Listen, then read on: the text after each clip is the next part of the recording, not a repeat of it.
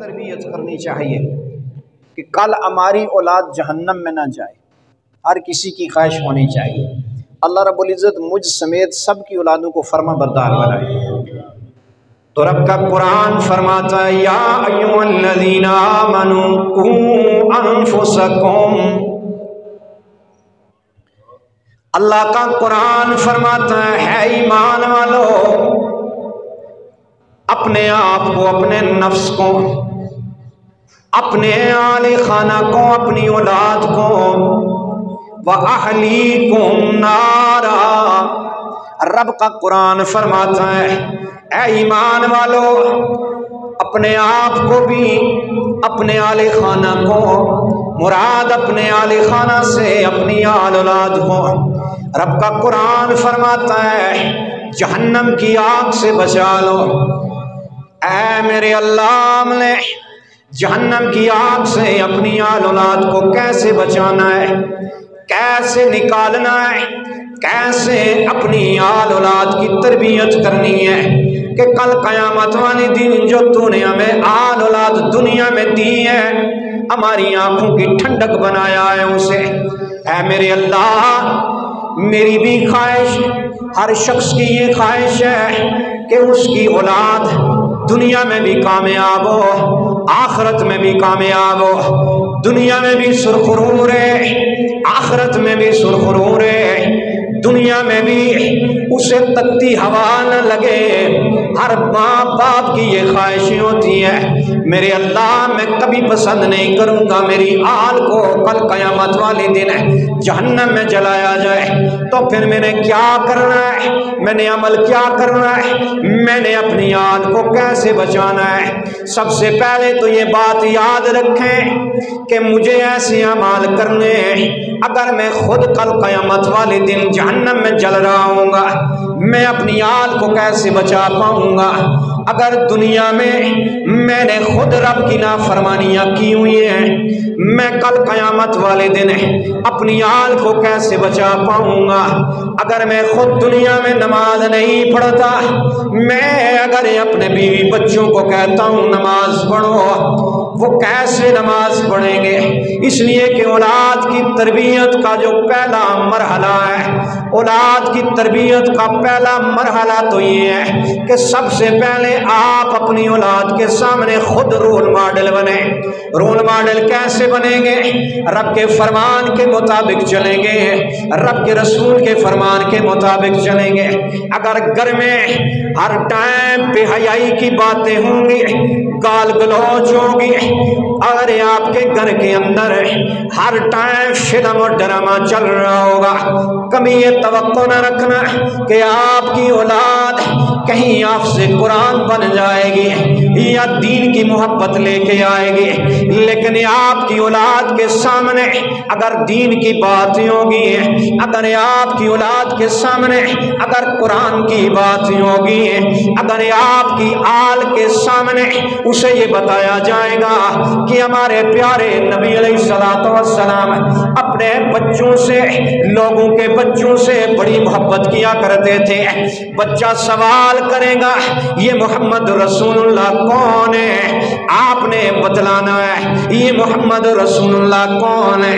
جب بچے کے سامنے آپ صحابی رسول کا تذکرہ کریں گے، آپ کا بچہ سوال کرے گا یہ ابو بکر کون تھے، یہ عمر کون ہے، یہ علی شیر خدا کون ہے، یہ حسن و حسین کون ہے؟ تو آپ نے اپنے بچوں کو بتلانا ہے۔ جب بچے یہ بات سنتے ہیں، ان کے دماغ کے اندر، ان کے دل کے اندر صحابہ کی محبت پیدا ہوگی، آل بیت کی محبت پیدا ہوگی، میرے نبی کی محبت پیدا ہوگی، قرآن کی محبت پیدا ہوگی۔ تو یہ بات یاد رکھنا، اگر آپ اپنی اولاد کی اچھی تربیت کرنا چاہتے ہیں، سب سے پہلے آپ کو خالص مومن بننا ہوگا۔ یعنی سب سے پہلے خود تو عمل کریں نا، خود عمل کریں گے تو پھر آل بھی آپ کی کیا کرے گی؟ عمل کرے گی۔ اگر باپ خود نماز نہیں پڑھتا، آپ بچوں کو بے شک کہتے رہیں، وقتی ڈر کی وجہ سے اگر وہ نماز پڑھ بھی لیں گے تو دل میں سوچیں گے ابو جی خود تو نماز پڑھتے نہیں ہیں اور ہمیں کہتے ہیں نماز پڑھیں. نہیں، سب سے پہلے آپ نے کیا کرنا ہے؟ خود نماز پڑھنی ہے. پھر ہمارا معاشرہ جو ہے، آج کل ہم 4 سال کا بچہ ہے جناب اسکول میں داخل کروا دیں، 3 سال کے بھی داخل ہو جاتے ہیں. ہمارے دین نے ہمیں سکھایا ہے 7 سال تک تو نماز سکھانے کا حکم ہے، اور اس کے بعد بالترتیب 10 سال تک آپ اپنے بچوں پہ تشدد نہیں کر سکتے، یعنی زبردستی انہیں نماز ضرور پڑھائیں، طریقہ بتائیں. 10 سال کے بعد اگر وہ نماز نہیں پڑھتے تو پھر ہمارے دین نے فرمایا ہے ان پہ ضرب بھی لگائیں، ان کو ضرب لگا کے انہیں نماز پڑھنے کی ترغیب دلائیں، پڑھائیں، مار کے پڑھائیں. لیکن اس سے پہلے فرمایا ان کی تربیت کا ماحول ہے. جب تیرے اور میرے بچے کی تربیت ماں کی گود میں ہونی تھی، ہمارا المیہ یہ ہے کہ ہم نے اسے اسکول میں داخل کروا دیا. جب اسے ماں کی محبت کی ضرورت تھی تو نے اسے اسکول میں بٹھا دیا. ہمارے دین اسلام نے بتلایا ہے 7 برس تک اپنی اولاد کی تربیت کرو، اسے نماز سکھاؤ. جو سیکھنے کے حالات و واقعات تھے، جو سیکھنے کا وقت تھا، دور تھا، ہم نے اسے غیروں کے پاس بٹھا دیا. جو محبت ماں نے بانٹنی تھی، جو عقیدت ماں نے بانٹنی تھی، جو تربیت ماں نے دینی تھی، اور جو تربیت ماں سے بچے نے لینی تھی، جو محبت ماں سے بچے نے ماں کی لینی تھی، وہ تو تم نے تقسیم کر دی ہے، اسکول میں بٹھا کر تقسیم کر دی ہے. اب بچہ صبح جاتا ہے، اب عمر کے تقاضے کی میں بات کر رہا ہوں، بچہ صبح جاتا ہے، دن کو آتا ہے، پھر وہ کہیں اور چل پڑتا ہے. اب وقت ماں نے بچے کو نہ دیا، باپ نے بچے کو نہ دیا. اب وقت کی ضرورت تھی بچوں کو، تربیت کی ضرورت تھی بچوں کو، لیکن وہ تربیت نہ کر سکے. اب اولاد ماں باپ سے سیکھتی ہے، ہم نے سیکھنے کے دنوں میں انہیں گھر سے باہر نکال دیا ہے. لیکن معاشرے کے اعتبار کے ساتھ، معاشرے کی ضروریات کے ساتھ، معاشرے کے جتنے بھی اغراض و مقاصد ہیں ان کے ساتھ اگر چلنا بھی ہو، بچے کو بھیج بھی دیا، گھر میں آئے، باپ نے بھی اسے ٹائم دینا ہے، ماں نے بھی اسے ٹائم دینا ہے. اس لیے کہ یہ بچپن کا ماحول ایسا ہوتا ہے، بچپن کی عمریں ایسی ہوتی ہیں، جو بات بچپن میں آپ اپنے بچوں کے ذہن میں بٹھا دیتے ہیں ساری زندگی وہ بچوں کے ذہن میں رہتی ہے. ہرگز یہ مت کہا کریں کہ ابھی بڑی عمر ہے اس کی سیکھنے کی، کوئی عمر نہیں ہے سیکھنے کی. اس لیے کہ رب کے پیارے نبی نے ارشاد فرمایا پہلی بچے کی جو درسگاہ ہے وہ ماں کی گود ہے. یا نبی اللہ، گود میں بھی کوئی بچہ سیکھا کرتا ہے. کہا ماں کی گود سے قبر تک علم سیکھنا چاہیے، تربیت حاصل کرنی چاہیے. ہے اللہ کے نبی، ماں کی گود میں بھی کیا کوئی سیکھا کرتا ہے؟ ذرا غور تو کریں. میں ویسے تو کرامات ایسے واقعات کم بیان کرتا ہوں، لیکن ذرا بچوں کی تربیت کی بات ہے، سن لیں. قطب الدین بختیار کاکی کا نام ہے، آپ نے سنا ہے.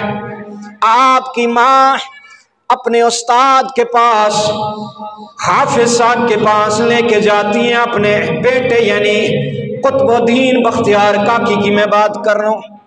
کہا چھوٹی سی عمر ہے، کہا حافظ صاحب میرے بچے کو نماز پڑھاؤ، میرے بچے کو کلمہ سکھا دو، میرے بچے کو قرآن پڑھا دو. مختصراً بیان کرتا ہوں، جب آپ کے استاد قاری صاحب نے پڑھانا شروع کیا، کہا الحمدللہ رب العالمین، پڑھو بیٹا. قطب الدین بختیار کاکی پڑھنا شروع کر دیتے ہیں.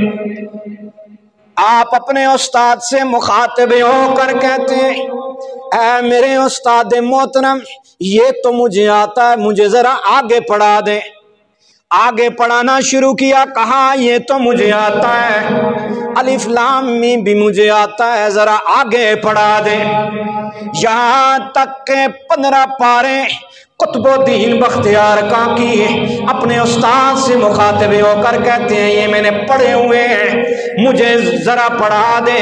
سبحان الذی اسریٰ، مجھے پڑھا دیں۔ یہ 15واں پارہ جہاں سے شروع ہوتا ہے۔ پوچھا بیٹا تیری عمر چھوٹی ہے، کہاں پر یہ قرآن پڑھا ہے، کہاں پر یاد کیا ہے؟ کہا میری ماں قرآن پڑھتی تھی، میں چپ کے یاد کر لیتا تھا۔ آج کی سائنس یہ بات کر رہی ہے، آج کی سائنس یہ ہمیں بتلا رہی ہے، بچہ جب ماں کے پیٹ میں ہوتا ہے، ماں جو چیز سنتی ہے وہ اس کی طبیعت بن جاتی ہے، ماں جو چیز یاد کرتی ہے پڑھتی ہے وہ اس کی طبیعت بن جاتی ہے۔ اگر ماں انڈیا کے گانے سنے گی تو بچے کی طبیعت ویسی بنے گی، اگر ماں قرآن کی تلاوت سنے گی بچے کی طبیعت ایسی بنے گی۔ آج کی سائنس بھی یہ بتلاتی ہے اس ماں کی کتنی بڑی ذمہ داری ہے جس کے گھر میں ایک بچہ پیدا ہونے والا ہے۔ جیسے ہی بچہ پیٹ میں آیا اس ماں کا کام ہے، اس ماں کا کام ہے قرآن کی تلاوت سنے یا میرے مصطفیٰ پر درود و سلام پڑھے۔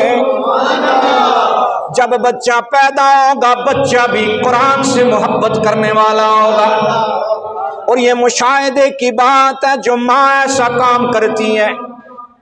جب بچے پیدا ہو جائیں، اگر کسی بچے کے سامنے جو ماں نماز پڑھنے والی ہوتی ہے قرآن کی تلاوت کرنے والی ہوتی ہے، جب اس کا بچہ پیدا ہوتا ہے رونا شروع کر دے قرآن کی تلاوت لگا لیں بچہ خاموش ہو جاتا ہے۔ یہ وہی محبت تھی جو ماں اپنے پیٹ میں بچے کو اٹھا کر قرآن سے محبت کر رہی تھی، قرآن پڑھ رہی تھی، نبی پر درود و سلام پڑھ رہی تھی۔ تو صاحبوں بچوں کی تربیت کا جو مرحلہ ہے وہ پیدائش سے بھی پہلے شروع ہو جاتا ہے۔ بچہ پیدا ہوا، یا رسول اللہ ماں کی گود سے کیسے بچہ سیکھے گا، ماں کی گود سے کیسے بچہ سیکھے گا؟ اگر ماں گود میں بچے کو اٹھا کر قرآن پڑھے گی، یاد رکھنا وہ بچہ بڑا ہو کر حافظ قرآن نہ بنا، پھر بھی وہ قرآن سے محبت کرنے والا بنے گا۔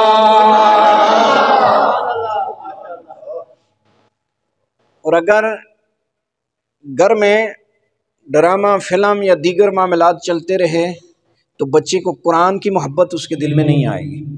یہ ماں باپ کی پہلی ذمہ داری بنتی ہے، ماں کی ذمہ داری ہے، اور باپ جو ہے چونکہ حاکم ہے، اور میرے رب نے فرمایا یا ایھا الذین آمنوا قوا انفسکم واہلیکم نارا، فرمایا اپنی اولاد کو اور اپنے آل خانہ کو جہنم کی آگ سے بچاؤ۔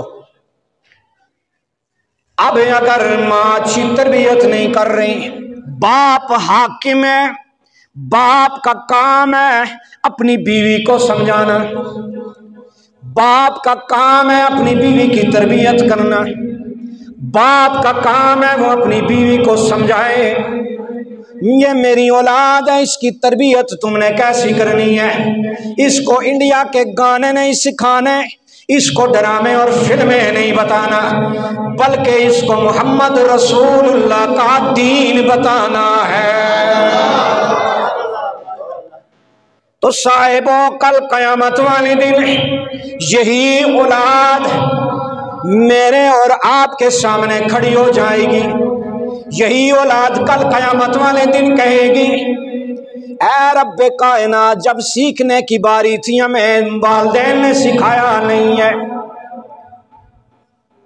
میں ابھی تھوڑی دیر پہلے جنازہ پڑھا رہا تھا اور وہاں بھی میں نے ایک بات کی ہے کہ بہت سارے ایسے لوگ ہیں نا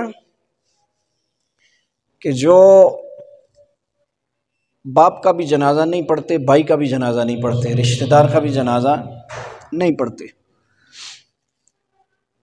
باہر کھڑے رہیں گے چونکہ آتا نہیں ہے، اور اگر شرم کی وجہ سے وہ جنازے میں کھڑے بھی ہو گئے تو جیسے بہت سارے لوگ نا عید ادھر ادھر دیکھ کے پڑھتے ہیں، ہاتھ چکے نہیں اس میں بھی چک لے ہوں، چھوڑے نہیں اس میں بھی چھوڑ دیں، مطلب عید پڑھنے کا طریقہ نہیں پتہ ہوتا، دوسروں کو دیکھ کے نا ایسے ایسے کر کے پڑھتے ہیں۔ جنازہ بھی لوگ ہم نے دیکھے ہیں ایسے ایسے کر کے پڑھتے ہیں، دوسروں کو دیکھ کے پڑھتے ہیں۔ تو صاحبو جب مر جاؤ گے، آپ کی اولاد اگر آپ کا جنازہ بھی نہ پڑھ سکی تو کتنی بڑی بدبختی ہے۔ آپ کی اولاد اگر پیچھے نماز پڑھ کے آپ کے لیے دعا نہ کر سکی تو کتنی بڑی بدبختی ہے۔ ان کو نماز تو سکھائیں۔ اور ہماری ترجیحات کیا ہیں؟ سکول اچھا ہو، بے شک فیس اچھی ہو، دیں گے ہم، دیتے ہیں۔ ٹیوشن اچھی ہو، فیس اچھی ہو، دیں گے ہم، لیکن حافظ صاحب بس 200 لے لیں 300 لے لیں ہمارے بچے کو پڑھا دیں۔ یہ ہے قرآن سے ہماری محبت۔ اور ہم نے ایسے لوگ بھی دیکھے ہیں جنہوں نے اپنے پلاٹ، گاڑیاں، مکان بیچ کر بچے کو ڈاکٹر بنایا، انجینئر بنایا۔ ایسی مثالیں ہیں ہمارے ہاں۔ فاقہ کشی کی اور کہا بیٹا تجھے پڑھانا ہی پڑھانا ہے، ڈاکٹر بنانا ہے، انجینئر بنانا ہے، فلاں وکیل بنانا ہے، جو بھی ہے وائز ہی۔ کاش کبھی ایک دفعہ یہ بھی خواہش اس کا بھی اظہار کر لیتے، بیٹا جیسے بھی ہو ہم فاقہ کاٹ لیں گے لیکن تجھے عالم دین بنانا ہے، تجھے حافظ قرآن بنانا ہے۔ کبھی یہ بھی کسی ماں باپ کی خواہش ہوئی ہے؟ جب ہم خواہش ہی نہیں کرتے، کوشش ہی نہیں کرتے، تو پھر مجھے بتائیں اللہ رب العزت اس کی مدد کرتا ہے نا جو خود کوشش کرتا ہے۔ جب ہم کوشش ہی نہیں کریں گے، خواہش ہی نہیں کریں گے تو ایسے ہو پائے گا؟ مسجد میں ہم اپنے بچوں کو بھیجنے کے لیے تیار نہیں ہوتے، قرآن کی تعلیم دینے کے لیے تیار نہیں ہوتے، اور ہمارا المیہ بھی یہی ہے کہ یہ جو ہمارا محراب اور منبر ہے علماء نے اپنی ذمہ داری بالکل چھوڑ دی ہے۔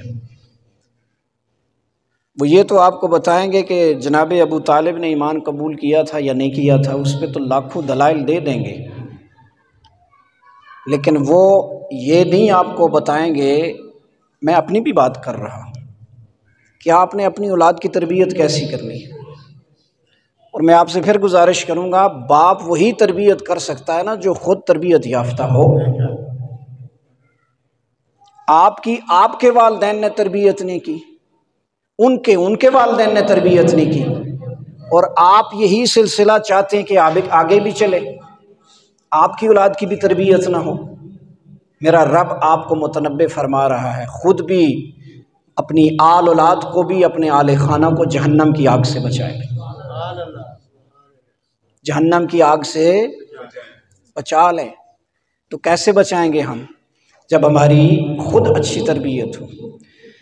حدیث مبارکہ تو کافی ساری ہیں۔ نبی کریم صلی اللہ علیہ وآلہ وسلم نے ارشاد فرمایا کہ باپ اپنی اولاد کو جو کچھ بھی دے سکتا ہے، جو کچھ بھی دے دے، لیکن سب سے جو بہترین عطیہ ہے اپنی اولاد کو دینے کا وہ اچھی تربیت ہے۔ کیا ہے؟ اچھی تربیت۔ پلاٹ دے دیا، اپنے مکان دے دیا، اور بہت سارے لوگ نا بڑے فخر سے کہتے ہیں اسی اتنا کما گیا پیچھے سڑی اولاد پریشان نہیں ہوئے گی، ایسا بولتے ہیں، ہم نے سنا ہے لوگوں کو۔ کبھی انہوں نے یہ نہیں کہا کہ ہم نے اپنی اولاد کی اتنی اچھی تربیت کر دی ہے کہ ہمارے مرنے کے بعد انشاءاللہ وہ صدقہ جاریہ جاری رکھے گی، نہیں، یہ نہ کسی کی خواہش ہے اور نہ کوئی بولتا ہے اور نہ کوئی کہتا ہے۔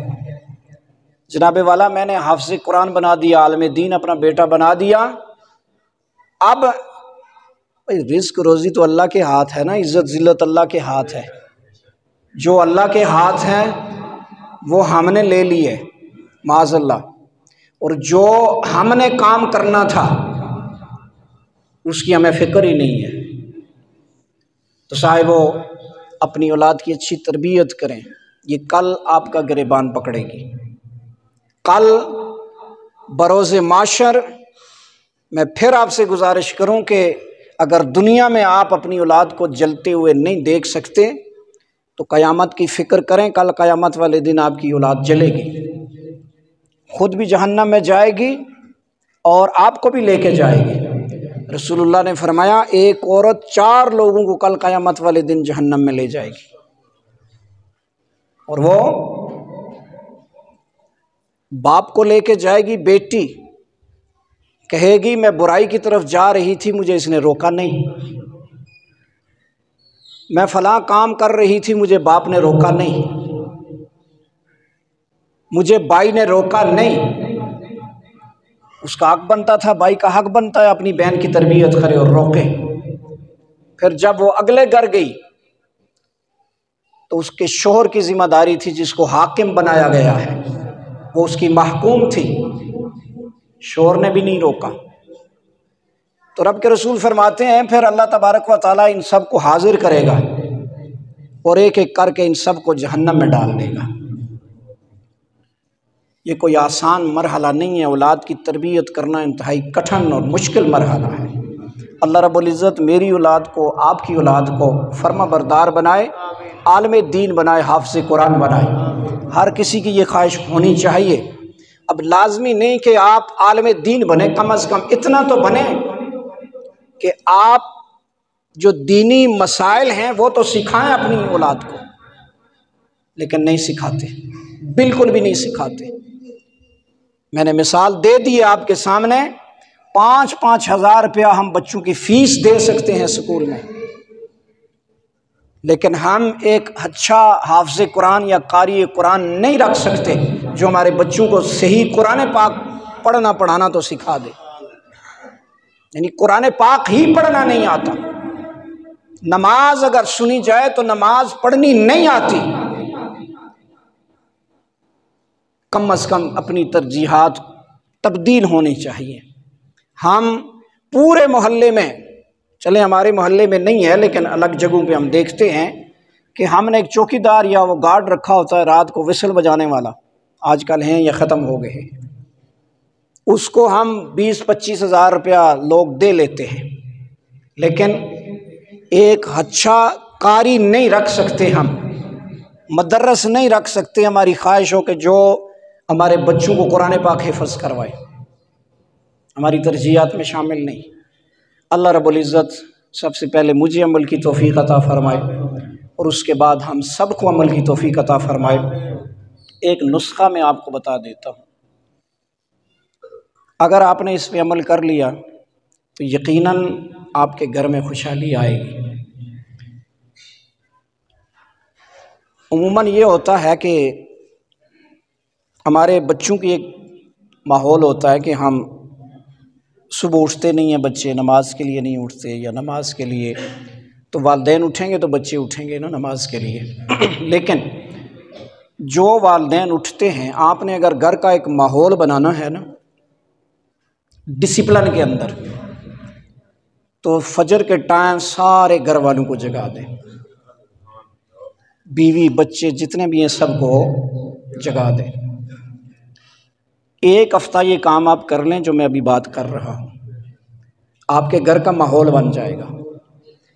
فجر کے ٹائم سب کو جگا دیں، اس کے بعد اپنے اپنے کام کاج کریں۔ مائیں جو ہوتی ہیں ان کی کوشش ہوتی ہے کہ بچوں کو صبح نہ جگائیں، چونکہ ہم نے دوبارہ سونا ہوتا ہے اور یہ ہمیں ڈسٹرب کرتے ہیں۔ ایسا نہیں ہونا چاہیے۔ فجر کے ٹائم سب کو جگا دیں، نماز پڑھائیں، وضو کروائیں، نماز پڑھائیں۔ اب ہوگا کیا کہ جیسے ہی رات 8-9 کا ٹائم ہوگا نا، بچے تھکے ہوتے ہیں فوراً سو جائیں گے، بچے تھکے ہوتے ہیں فوراً سو جائیں گے، اور دوسرے دن خود بخود ان کی آنکھ صبح صبح کھل جائے گی، چونکہ ان کی ایک روٹین بنی ہوتی ہے، صبح صبح ان کی آنکھ کھل جائے گی، نماز بھی پڑھیں گے۔ جو کھانے کی روٹین ہم نے خراب کی ہوئی ہے وہ روٹین بھی ٹھیک ہو جائے گی۔ یعنی صبح صبح فجر کے ٹائم سب کو جگایا، جناب ایک بہو ہے، بیٹی ہے، بیوی ہے، ایک ناشتہ بنا رہی ہے، ایک برتن دھو رہی ہے، سارا ماحول بنا، ناشتہ بنا، نماز کے بعد ناشتہ کر لیا۔ اب کیا ہے جناب، دن کا کھانا بھی 12 بجے تیار ہوگا، رات کا کھانا بھی مغرب عشاء کے درمیان ہو جائے گا، اور عشاء پڑھنے کے بعد بچوں کو بولیں سو جائیں۔ یہ جو رات میں حیران رہتا ہوں، کہیں آنکھ کھل جائے 12 بجے بھی بچوں کے چیخنے کی باہر آوازیں آ رہی ہوتی، تو میں سوچتا ہوں انہاں دے والدین دا اللہ ہی حافظ ہے، انہاں دا بھی اللہ ہی حافظ ہے، تو انہاں دے والدین دا بھی اللہ ہی حافظ ہے۔ بھائی 12 بجے تک بچے جاگ رہے، کیا کر رہے ہیں بھائی؟ کیسی مخلوق ہے یہ؟ یاجوج ماجوج ہے، کہاں سے آئی ہے بھائی؟ 12 بجے بچوں کو جاگنا چاہیے، سلا دیں۔ ایک دن یہ روٹین بنے گی یا 2 دن بنے گی، آپ کی ایک روٹین بن جائے گی، نماز بھی پڑھیں گے بچے آپ کے، اور گھر کا ماحول، فجر کی نماز پڑھنے کی اتنی برکات ہے، جو آپ کے گھر کے جھگڑے، فساد، رزق میں کمی یا دیگر معاملات ہیں، انشاءاللہ تعالی اس نسخے پہ آپ عمل کریں گے تو آپ کے گھر میں دوبارہ سے خوشیاں آ جائیں گی۔ اس لیے کہ اللہ کی رحمت، ایک اللہ کی رحمت کی نظر پڑ گئی جس گھر پہ، اس گھر کا اس دنیا میں کیا، اگر قیامت بھی برپا ہو جائے گی تو وہ زمین جو ہے جہاں میرے رب کی رحمت کی نظر پڑی ہے وہ کبھی تباہ و برباد نہیں ہو سکتی۔ تو کبھی کر کے تو دیکھیں نا۔ جیسے میں نے ایک دفعہ پہلے بھی آپ کو سنایا تھا کہ فرشتے جب دیکھتے ہیں نا زمین کی طرف رات کو، تو جس گھر میں تہجد کی نماز پڑھی جا رہی ہوتی ہے، جیسے ہم آسمان کی طرف دیکھتے ہیں تو ہمیں ستارے چمکتے ہوئے نظر آتے ہیں۔ میرے مصطفیٰ نے فرمایا جب فرشتے آسمان سے نیچے کی طرف دیکھتے ہیں تو جس گھر میں کوئی شخص تہجد کی نماز پڑھ رہا ہوتا ہے وہ ستارے کی طرح چمک رہا ہوتا ہے۔ کبھی یہ کوشش کر کے تو دیکھیں، اپنے بچوں کو اٹھائیں، نماز کی ترغیب دلائیں، نماز پڑھائیں، ان کی اچھی تربیت کریں گے تو تبھی ہوگا۔ یہ موضوع انشاءاللہ 2-4 باتیں جو اگلے جمعے پہ بھی ہوں گی۔ اللہ تبارک و تعالی ہمیں عمل کی توفیق عطا